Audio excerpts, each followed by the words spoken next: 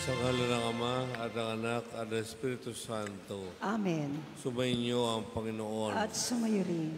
Mga kapatid, ngayon po ay kapista ng dakilang pagpapakita ng Panginoon sa mga nasa bandang silangin. Manifestation of Christ or Theophany. Bagamat hindi po tayo ang bayan ng Diyos, gumawa siya ng paraan para matagpuan tayo. May mga haring mago na nagkaroon ng interes na hanapin ang Panginoon sa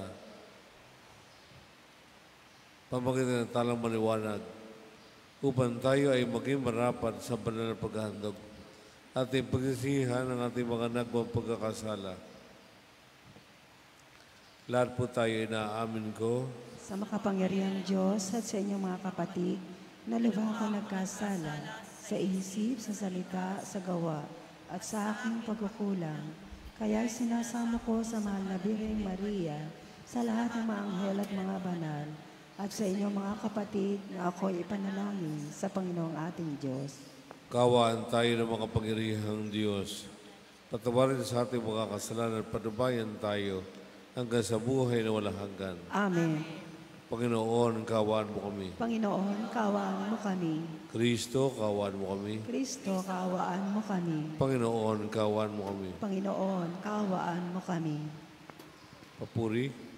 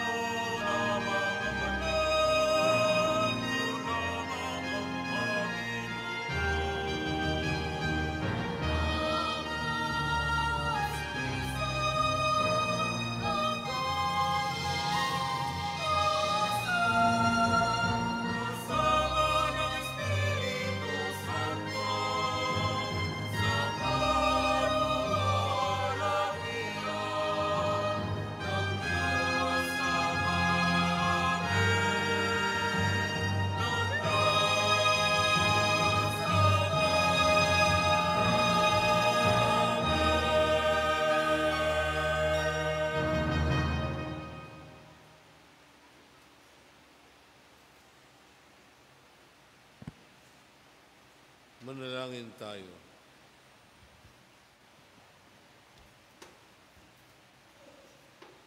Ama naming makapangyarihan, ipinahayag mo ang iyong anak sa mga bansang pinatubayan ng talang maliwanag. Kami mga sumasamba na may pananampalataya ay doon mong maitaguyod hanggang makaharap sa iyo kadakilaan sa kalangitan, sa pamamagitan ng Jesucristo, kasama ng Espiritu Santo, magpasawalang hanggan. Amen. Magsiupo ang lahat. Sa unang pagbasa, inilalarawan ng pagliligtas ng Diyos bilang pagliliwanag sa bundok ng Siyon. Maaakit at magsisitungo doon ang mga bansa at mga hari. Tatamasahin nila ang masaganang buhay mula sa Panginoon. Ang salita ng Diyos mula sa aklat ni Propeta Isaías. Bumangon ka, Jerusalem, at magliwanag na tulad ng araw. Nililiwanagan ka ng kaningningan ng Panginoon. Mababalot ng dilim ang ibang mga bansa, ngunit ikaw ay liliwanagan ng Panginoon sa pamamagitan ng kanyang kaningningan.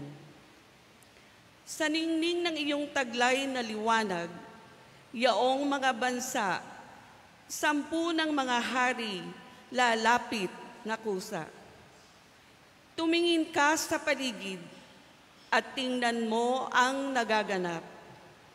Ang mga anak mo'y nagtitipon upang umuwi. Ang mga lalaki magmumula sa malayo. Ang mga babae kargang tila mga bata. Ang tanawing ito, kung iyong mamamalas, ikaw ay sisigla. Ang iyong damdami, pawang kagalakan, yaong madarama.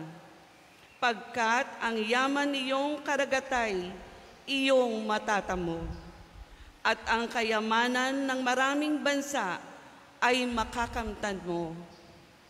Maraming pangkat na nakasakay sa kamelyo ang darating mula sa Madian at Efa. At sa Seba na May, darating silang may taglay na mga ginto at kamanyang. Ihahayag ng mga tao ang magandang balita tungkol sa ginawa ng Diyos. Ang salita ng Diyos. Salamat sa Diyos.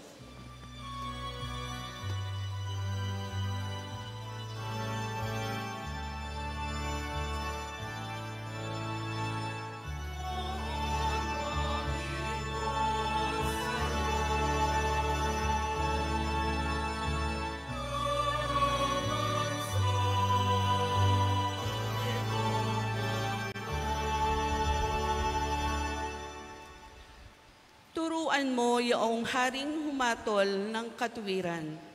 Sa taglay mong katarungan, O Diyos, siya'y bahaginan, upang siya'y maging tapat, mamahala sa iyong bayan, at pati sa mahihirap, maging tapat siyang tunay.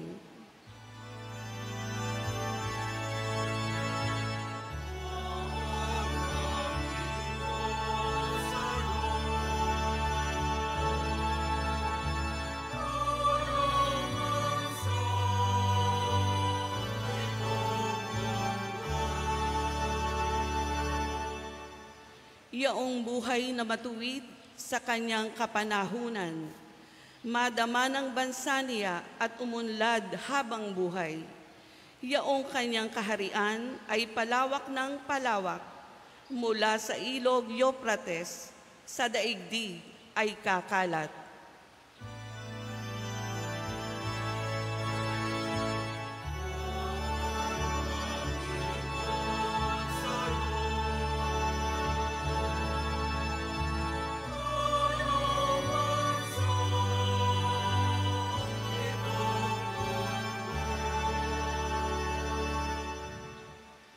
Mga haring nasa pulo at naroon sa Espanya, maghahandog ng kaloob ihahain din sa kanya, pati yaong mga hari ng Arabia at Ethiopia.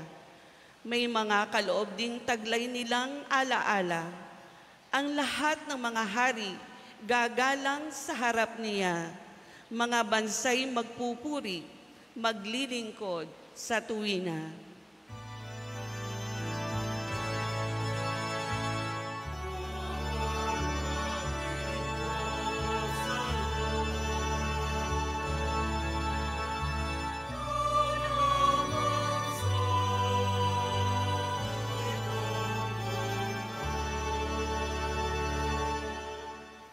Kanya namang ililigtas ang sinumang tumatawag, lalo yaong nalimot ng mga taong mahihirap. Sa ganitong mga tao, siya'y lubhang nahahabag.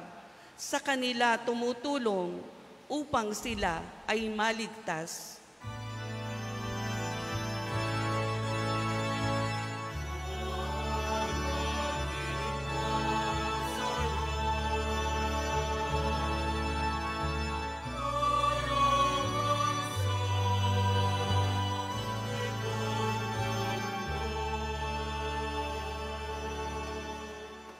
Sa ikalawang pagbasa, ipinahayag ni San Pablo, ang apostol sa mga hentil o di Hudyo, ang panukala ng Diyos na nalihim sa mahabang panahon. Hangad niya na ang mga hentil ay makibahagi rin sa mga pagpapala ng Diyos. Ang salita ng Diyos mula sa sulat ni Apostol San Pablo sa mga taga-Efeso. Mga kapatid, marahil naman nabalitaan na ninyong dahil sa kagandahang loob ng Diyos ay ipinagkaloob niya sa akin ang tungkuling ito para sa inyong kapakinabangan. Ipinahayag sa akin ng Diyos ang kanyang lihim na panukala. Ang hiwagang ito'y hindi ipinaalam sa mga tao noong mga nakaraang panahon. Ngunit inihayag ngayon ng Diyos sa pamamagitan ng Espiritu, sa kanyang mga banal na apostol at mga propeta. At ito ang lihim sa pamamagitan ng mabuting balita. Ang mga hindi tulad din ng mga Hudyo ay may bahagi sa mga pagpapalang mula sa Diyos. Mga bahagi rin sila ng iisang katawan at kahati sa pangako ng Diyos dahil kay Kristo Jesus. Ang salita ng Diyos. Diyos, sa mabuting balita, isinasalaysay ang pagdalaw ng mga pantas mula sa silangan. Hindi sila Hudyo, ngunit tinawag sila ng Panginoon upang sumamba sa Mesiyas na isinilang sa Belen. Magsitayo ang lahat.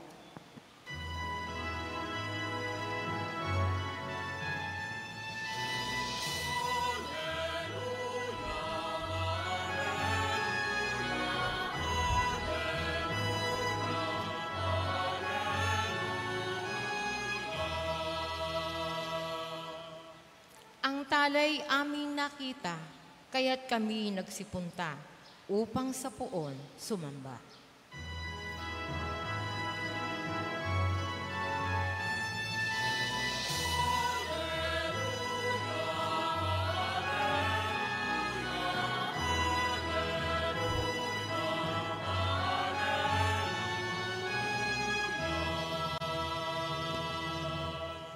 Sumayin niyo ang Panginoon. At sumayo rin. Ang mabuting balita ng Panginoon ayon kay San Mateo. Papuri sa iyo, Panginoon.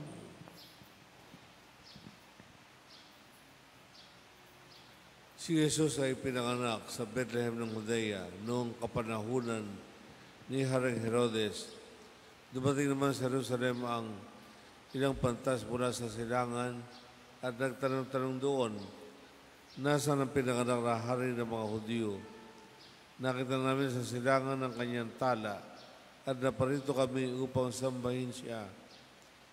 Na mabalita nito ni Haring Herodes, siya'y naligalig gayon din ang buong Jerusalem. Kaya't tinipon niya ang lahat ng punong saserdote at ang mga eskriba sa Israel at itinanong sa kanila kung saan pinanganak ang Mesiyas.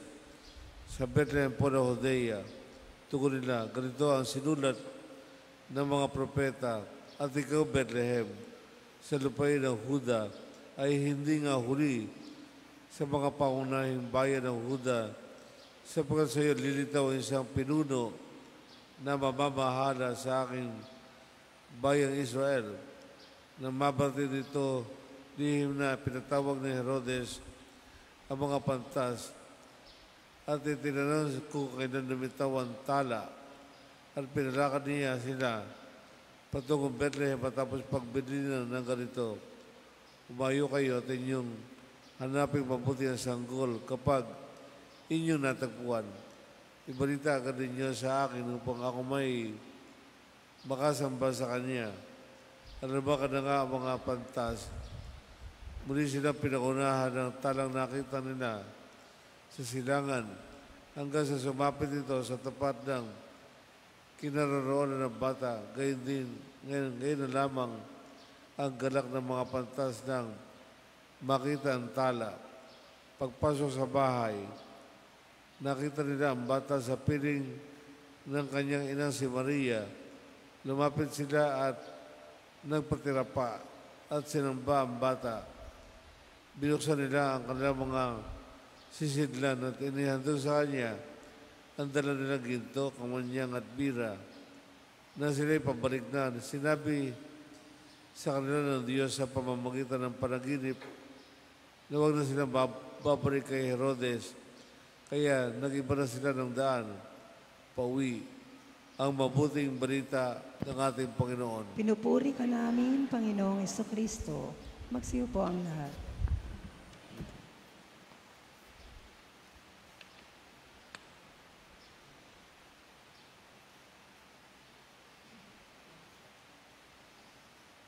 Ganun po kaprasin po kapakaya. Ganun po.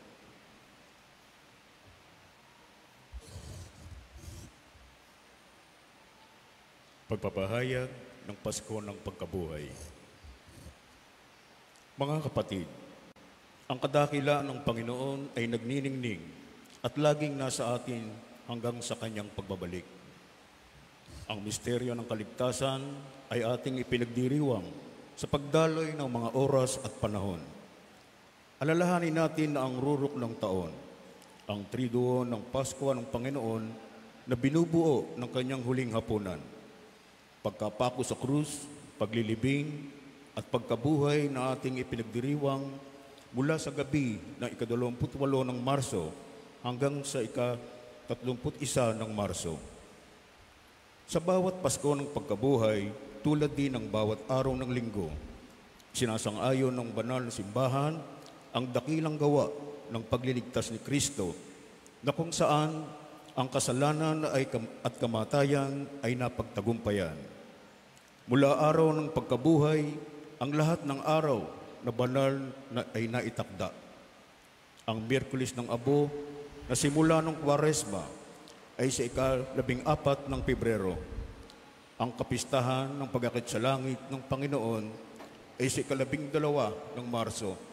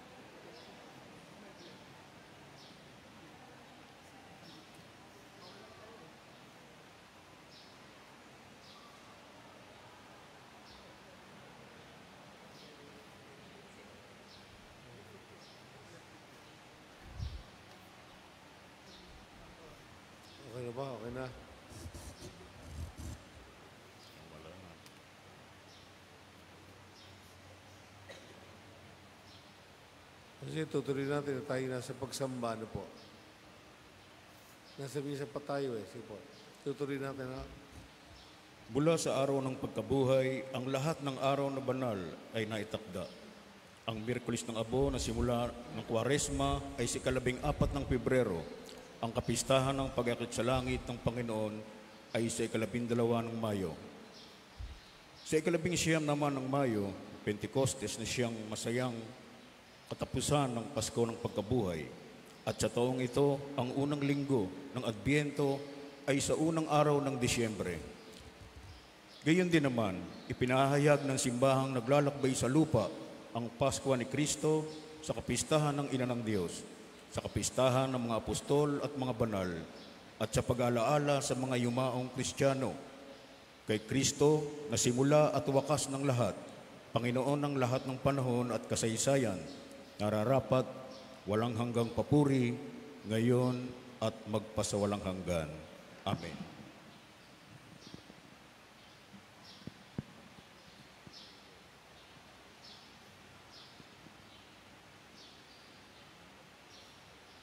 Ngayon, Epifania.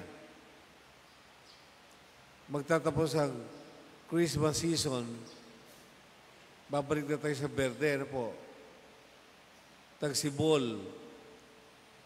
Matapos yung pananampalataya na itanim yung muling yung pagsusugo ng Diyos ng kanyang anak. Ang kasunod naman ito, pasisibulin ang ating pananampalataya.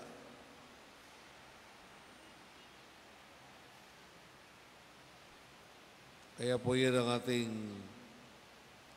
12 days of Christmas.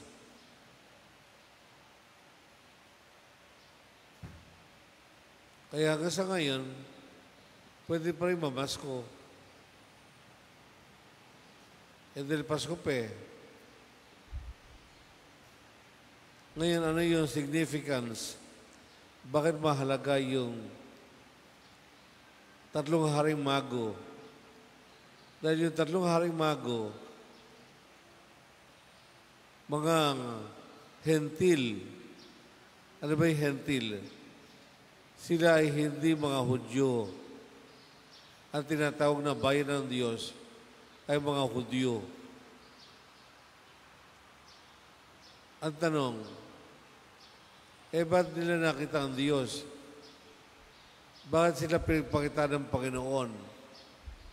Hindi naman sila mga Hudyo. Ang mga Hudyo, yun ang bayan ng Diyos. Ang mga Hudyo, yan ang mahal ng Diyos. Ang mga Hudyo, yan ang piniling lahi. Yung mga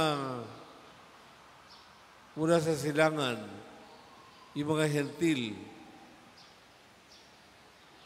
isinama ng Diyos sa kanyang pinagpakitaan. Ibig sabihin ng Epiphany, manifestation, pagpapakita. Kaya ang Diyos nagpakita din. Hindi na sa mga Hudyo, maging sa mga hindi Hudyo. Tayo nga, Hudyo ba tayo? Hindi naman. Pinagpakita rin tayo. Ano ginawa ng Diyos? Ang paraan, si Magellan. Noong mga panahon yun, natututunan ng tao yung maglayag. Kaya may mga New World. New World, yung mga bagong mundo. Na-discover Amerika ni Amerigo Vespucci. Ang Pilipinas ay na-discover ni Magellan. Ipinangalan sa hari ng Espanya, Philip, kaya Philippines. May nakadiscover. Noon nilusob ang Manila ay nilusob ni Limahong. Isipin nyo. Kung si Magellan hindi na una-una at nauna yung mga incheck. Ngayon nga lang, pilit tayong sinasakop yung ating bahagi sa West Philippine Sea. Baka hindi tayo Norsagaray. Baka ako hindi pare. Dahil hindi ko kakilala si Kristo Baka ako'y Muslim. Dahil ang Luzon ay malapit lang sa Mindanao. Baka ang trabaho ko nandiyan sa kanto. Nagtitinda ng DVD. Baka hindi ako naging pare. Baka hindi ako naging kura paroko. Baka hindi tayo nagkasama-sama. Pasalamat tayo,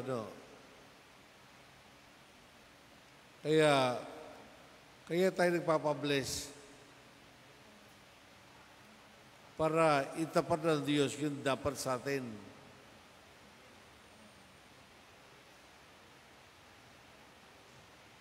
Alam mo, marahil, nung araw, ako'y napunta sa isang magulong na ang turo sa akin lagi lahat ay nalulunasan maliban sa tiyak na kabatayan. Kaya ako may pagkaprosigido. Kaya naman nung gawin natin yung simbahan, bahagi ng pagkatao ko yung prosigido. Pinalaki ako sa ganung isip. Lahat ay nalulunasan maliban sa tiyak na kamatayan. Lagi may paraan. Tinuturo sa akin yun. Siguro, yun ang dahilan kung bakit yung mga ibang gawain natatapos ko. Kahit ako'y may sakit, natapos ko yung pag-aaral ko.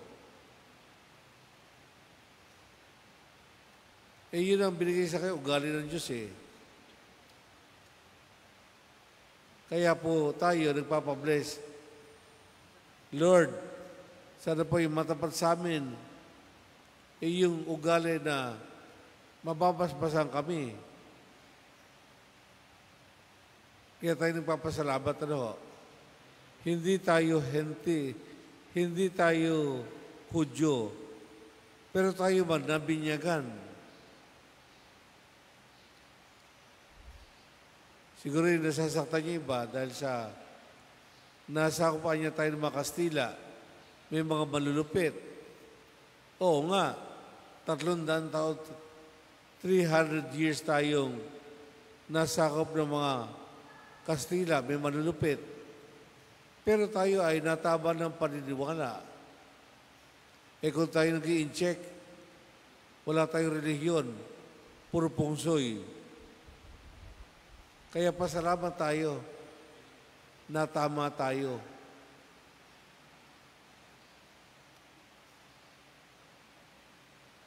Siguro napangasawa niya, baka hindi Katoliko, baka Muslim. Kung ikaw ay babae, baka ikaw panglima lamang sa napangasawa. Hindi malaman. May dahilan ng Diyos kung bakit may mga bagay na pangyayari sa ating buhay.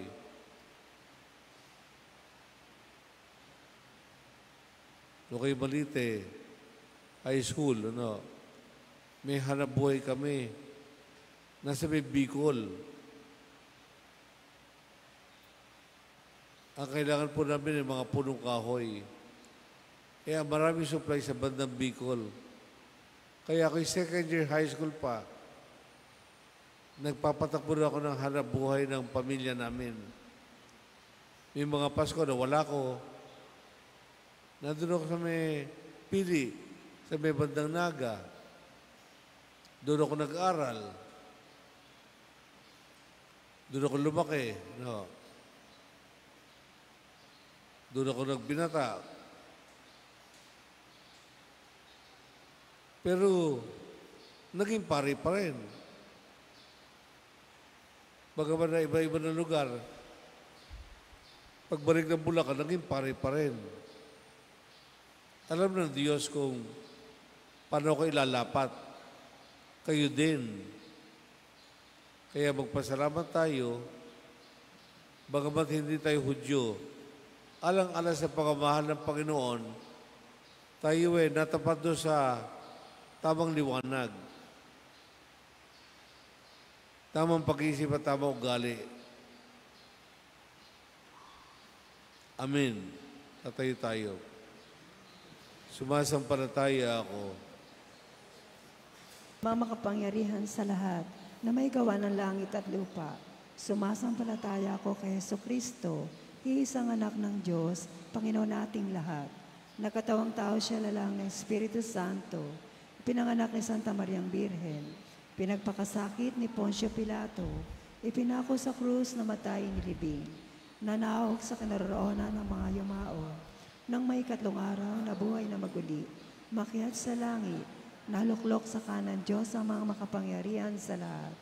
Doon magmumulang paririto at hukom sa nabubuhay ng matay na tao. Sumasampalataya naman ako sa Diyos Espiritu Santo, sa banal na simbahang katolika, sa kasamahan ng mga banal, sa kapatawaran ng mga kasalanan, sa pagkabuhay na maguli ng matay na tao, at sa buhay na walang hanggan. Amen. Panalangin ng bayan. Mga kapatid, dumalangin tayo sa Ama upang ang kaninningan ng Panginoon ay lumaganap sa lahat.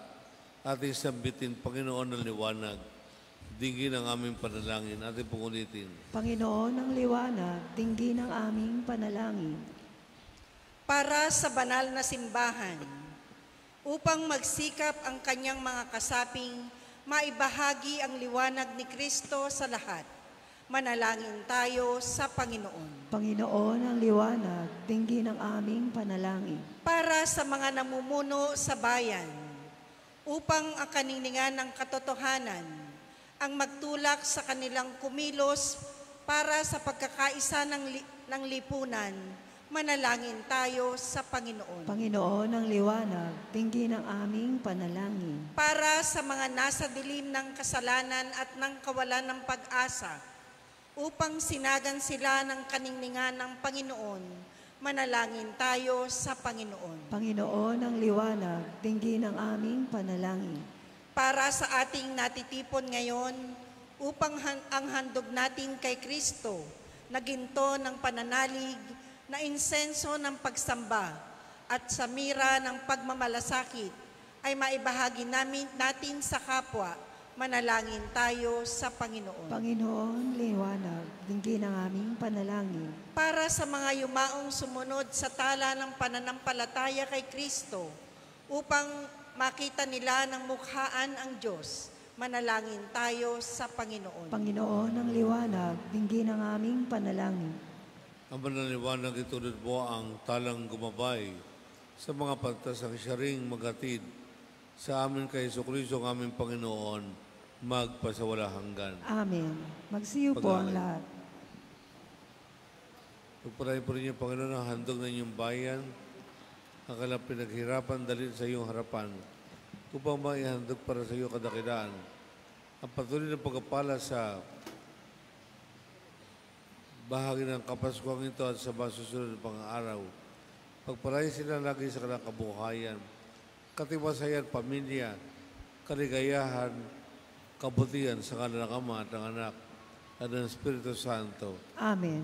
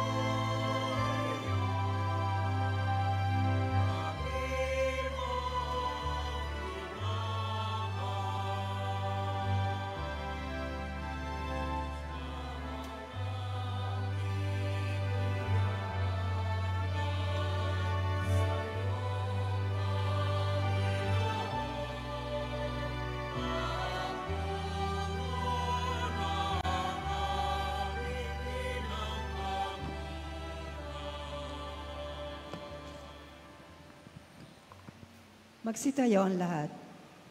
Manalangin kayo mga kapatid upang ating pag-aalay maging kalugod-lugod sa Diyos Ama makapangyarihan. Tanggapin nawa ng Panginoon itong paghahain sa iyong mga kamay, sa kapurihan niya at karangalan, sa ating kapakinabangan at sa buong sambayanan niyang banal. Ama namin labig ka, tunghayan mo ang mga alay na iyong sambayanan na hindi na ginto, mira at insenso ang tinataglay kundi ang inilalahad, inihahain at pinagsasaluhan ay si Yesu Cristo kasama mo at ang Espiritu Santo magpasawalang hanggan. Amen. Sumayin niyo ang Panginoon. At sumayo rin. Itaas sa Diyos ang inyong puso at diwa. Tinaas na namin sa Panginoon. Pasalamatan natin ang Panginoong ating Diyos. Marapat na siya ay pasalamatan. Ama naming makapangyarihan, tunay nga marapat na ikaw ay aming pasalamatan sa pamamagitan ng Jesucristo aming Panginoon. Sa katauhan ng iyong isinugong Mesiyas, nahayag sa amin ang katuparan ng iyong balak. Ngayon iyong pinakikita sa tanan. Ngayon, ang liwanag na tumatanglaw sa sangkatauhan sa pagkapahayag ng iyong anak na ginigiliw na siya ay hindi na naiba sa amin. Minarapan mo sa pagkataon namin magningning ang karektahan ng kadakilaan ng niyang di magmamaliw. Kaya kaysa ng mga anghel na nagsisiyawit ng papuri sa iyo, na wala hupay sa kalangitan kami nagbubunyi sa iyong kadakilaan. Santo, Santo. Diyos ng mga hukbo, napupuno ang langit at lupa ng kadakilaan mo, o sana sa kaitaasan, pinagpalang na paririto sa ngalan ng Panginoon, o sana sa kaitaasan, magsiluhod ang lahat. Amang naming banal ko ang bukal ng tanang kabanalan, kahit sa pamagitan ng iyong Espiritu, gawin mong banal ang mga kaloob na ito upang para sa amin, maging katawan at dugo ng aming Panginoong Jesucristo. Kung bago niya, pinagtiis ang kusang loob na maging handog ginawa kanya tinapay, pinasalamatan kanya, pinagati-hati na iyon iniabot sa kanyang mga alagad at sinabi, tanggapin ninyong lahat ito at kanin. Ito ang aking katawan na iahandog para sa inyo.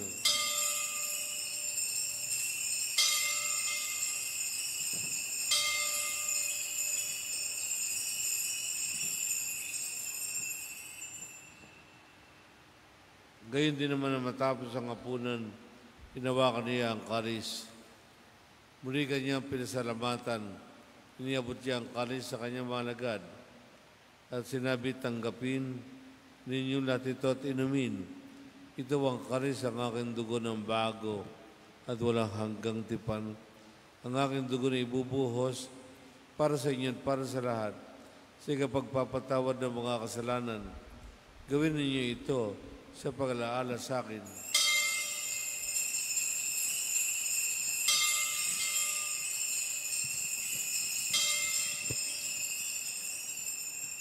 Magsitayo ang lahat. Ipagbunyi natin ang misteryo ng ating pananampalataya. Si Kristo'y namatay, si Kristo'y nabuhay, si Kristo'y babalik sa wakas ng panahon. Ang mga ginagawa namin yan ng pag-alala sa pagkamatay at muling pagkabuhay ng iyong anak.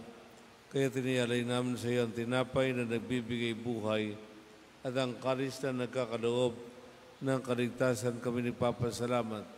Dahil kami yung minarapat na tumayo sa harap mo para maglingkod sa iyo, isinasabon namin kami magsasalo-salo sa katawan at dugo ni Kristo ay mabuklod sa pagkakaisa sa pamamagitan ng Espiritu Santo. Ang malingapin mo yung simbahang naganap sa buong daigdig. Puspusin mo kami sa pag-ibig kay Sir Francisco na aming Papa at ni Dennis na aming Obispo at ang Tanang Kaprian.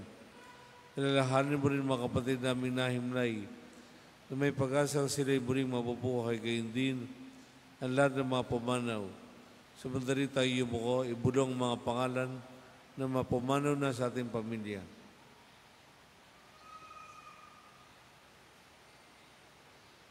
Kawan mo sila at patuloyin sa iyong kaliwanagan.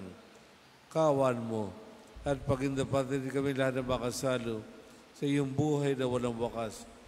Kaysa ng mahal na Birheng Maria, na ina ng Diyos ng kanyang kabiyak ng puso si San Jose, kaisa ng mga apostol ni San Andres, at ang lahat ng mga banal na namuhay dito sa daigdig ng kalugod-lugod sa iyo. May pagdiwang nawa namin ng pagpupuri sa ikararangal mo sa pamagitan ng iyong anak, naming Panginoong Kristo. Sa pamamagitan ni Kristo, kasama niya at sa Kanya, lahat ng parangal at papuri ay sa iyo, O Diyos sa makapangyarihan, kasama ng Espiritu Santo, magpasawalang hanggan. Amen. Sama-sama nating awitin ang panalangin tinuro niya sa atin.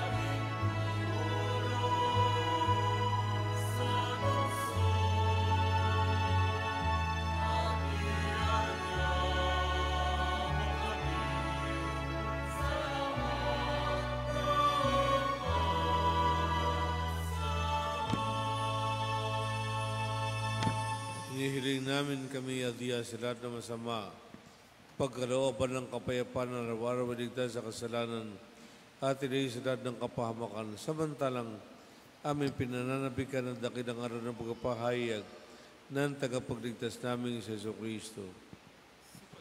Sapagkat iyo ang kaharian at ang kapangyarihan at ang kapurihan magpakailanman. Amen. O Panginoong Jesucristo, sinabi mo sa iyong mga apostol, kapayapaan ang iniiwan ko sa inyo, ang aking kapayapaan ang binibigay ko sa inyo. Tungayan mo ang aming pananampalataya at huwag ang aming mga pagkakasala.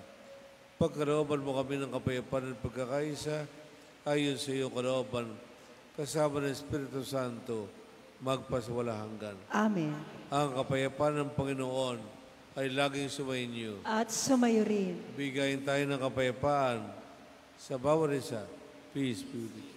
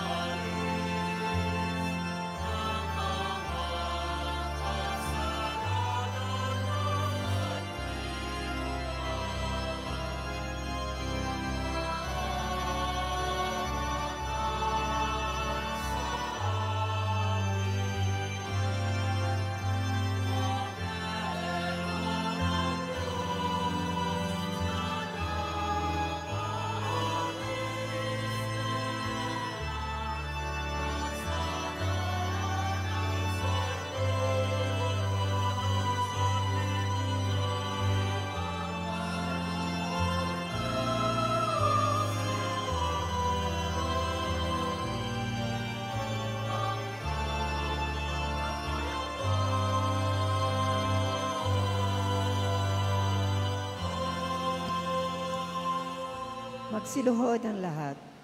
Mga kapatid, narito si Kristo, ang ating manunubos. Tanggapin natin siya sa banal na piging. Panginoon, hindi ako karapat-dapat na magpatuloy sa iyo, ngunit sa isang salita mo lamang ay gagaling na ako.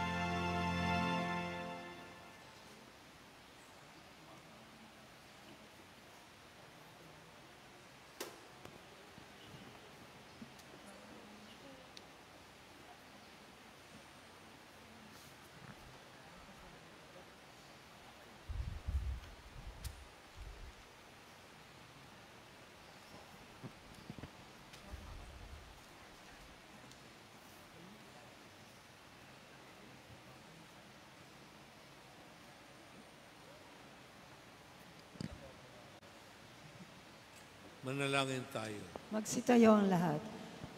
Ama namin mapagmahal, pangunahan mo kaming lagi sa iyong liwanag upang ang nilobong aming pagsaluhan ay mapakinabangan namin na marapat at lubusan sa pamamagitan ng Kristo kasama ng Espiritu Santo magpasawalang hanggan. Amen.